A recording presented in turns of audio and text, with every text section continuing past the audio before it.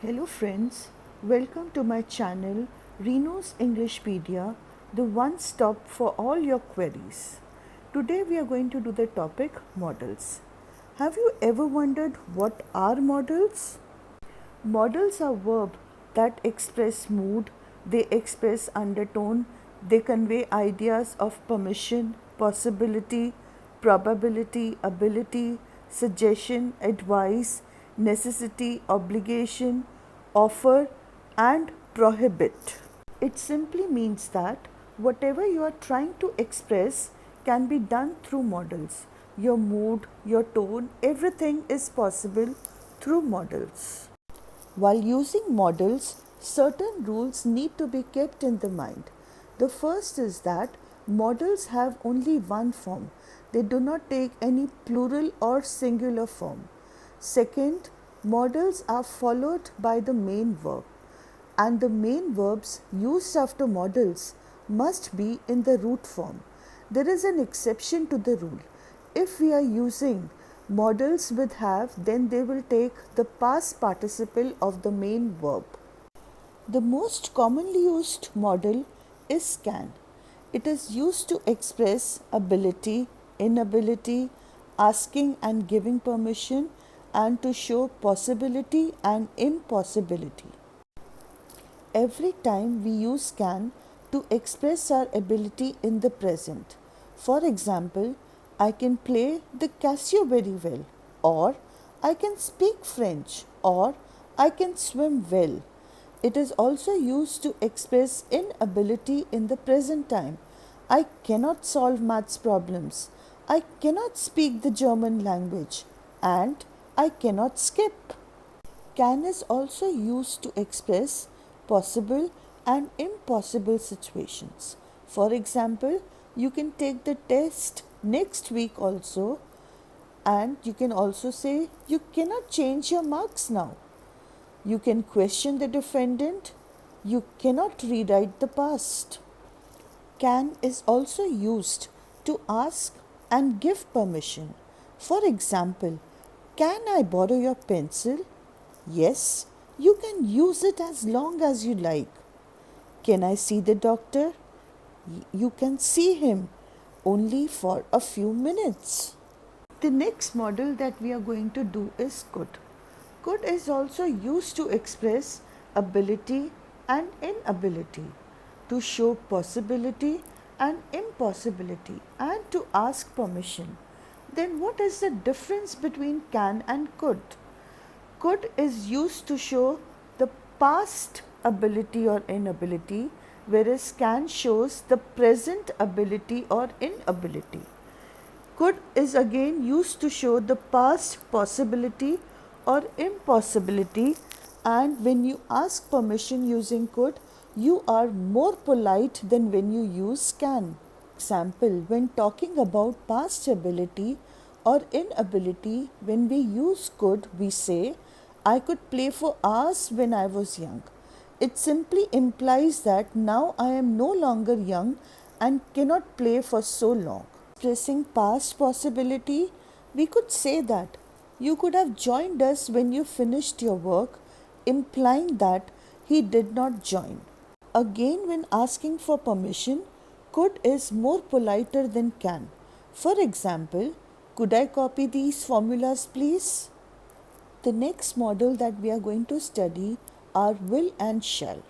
Traditionally, will is used with second person, that is you, and third person, that is he, she, it, and they. And traditionally, shall is used with first person, that is I and we. They are used to express commands, promises, warnings, and certainty. When used as modals, they swap their roles. There is a slight shift in the undertone. Please observe the sentences. You will get a bonus if you work well. This promise is further strengthened if we change the modal will into shall. You shall get a bonus if you work well. Similarly, I shall suspend you for misbehaving in class. This warning is further intensified with the change in modal. I will suspend you for misbehaving in class. He will appear for the interview. This becomes a greater certainty by change in the modal. He shall appear for the interview. She will attend the marriage ceremony. It has a greater stress on command when we use the modal. She shall attend the marriage ceremony. However, nowadays this common usage of will and shall has been shifted into the short form of both, that is apostrophe double L. Another modal which is very commonly used is may. It is used to make a polite request, to give formal permission or prohibition. It is used to make suggestions and when there is a strong possibility of something happening. For example, may I drink water? Formal permission, you may start your test now. When formally prohibiting someone, you may not borrow notes. There is a good possibility with the verb may. You worked very hard. You may stand first in class. And for making suggestions when there is absence of other alternatives. You may wear this gown if you cannot find one more suitable. When comparing can and may, please remember that can is an informal way to request someone, could is a polite way of requesting someone, but may is the most polite form of requesting someone. The modal should is used to make polite suggestions. For example, you should advertise your channel on social media. It is also used to express expectations. For example, you should fulfill the given task in the allotted time. It is also very commonly used to give advice. You should not talk loudly and to offer polite assistance. Should you require any information, you can contact the undersigned. The next modal that we are going to do is would. Over here, it is very important to remember that could, should and would are not the past tenses of can, shall and would. They are modals unto themselves. Would, when used as a modal, is used to make a polite request. For example, would you mind sitting there? When expressing liking, we can use would in the following manner. I would like to join you for dinner. It is also used to express an activity of the habitual past. For example, I wouldn't exercise regularly when I was young. The last three modals that we are going to do are related to a necessity or compulsion. These modals are have to or had to, second one is must, and the third one is have got to. The difference among these three is that have to and had to are used when the authority comes from outside the speaker. For example, I have to work hard to improve my performance. Must is used when authority comes from the speaker. I must work hard to improve my performance. The desire to improve my performance is not from someone outside, but in fact is emanating from my own heart. Now, all these three modals are quite closely linked and can be used interchangeably. Now, the biggest problem in using modals is one doesn't know when to use which modal.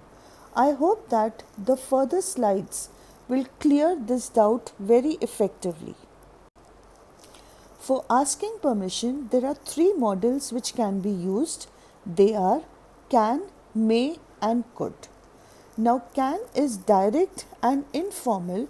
It is quite friendly and it is used when you are talking to your close relations or friends. For example, can I borrow your crayons? However, when you are talking to someone in a senior position, it is better to use may, which is more formal than can. For example, May I ask a question, ma'am? Finally, could. It is less direct and more polite and is generally used only with strangers or people you do not intimately know. For example, could you help me to cross the road? Again, there is a great confusion between the modals may, might, and could when we are talking about possibility. May suggests strong possibility when something is apt to happen, when there is a strong possibility. For example, there is someone at the door, it may be Swati. I was expecting Swati, so there is a strong possibility that Swati may be at the door. Compared to may, might suggests a weak possibility. For example, what is wrong with Mr. Gupta? Why is he absent? He might be ill. We do not know the reason why he is absent, but there is a possibility, although a weak one, that he might be ill. Comparatively, the modal could suggests the weakest possibility. Although it is possible, but it is a very weak possibility. For example, don't stand on that chair, it could break. Moving forward, there is again a great confusion in the use of the modals should, ought to, and must. We generally interchange them without realizing the change in the meaning that occurs due to these modals. When we are talking about advice, we should use the modal should. For example, you should respect your elders. However, when we are talking about moral responsibility, the moral growth of a person, we ought to use the modal ought to. For example, you ought to respect your elders. However, if it is an obligation, a compulsion, then the modal must be used. For example, you must respect your elders.